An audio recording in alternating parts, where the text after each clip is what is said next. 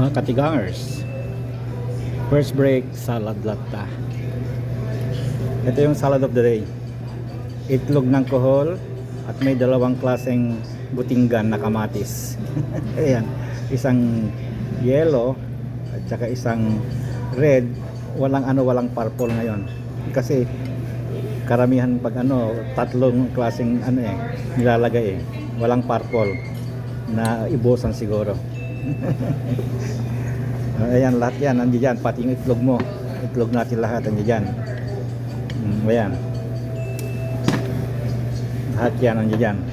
At saka ito, kumuha ko ng dessert ko, maliit lang ito, parang masarap kasi dahil may chocolate sa loob eh.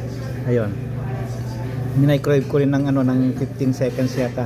At saka kumuha rin ako ng nuts, parang pecan nuts yata ito eh. Nakalimutan ko na kung ano yung pangalan itong nuts na ito eh. Pero ito, mamahaling nuts din ito. Mahirap din kunin ito na nuts kasi ang shell nito napakatigas eh. Kaya mahirap kunin eh. At ang aking panulak ay taso na taso iya danyo kabulon. Green. Hanggat may green na tea, green ako. Pero pag wala, kahit ano nang kulay, iba-iba na.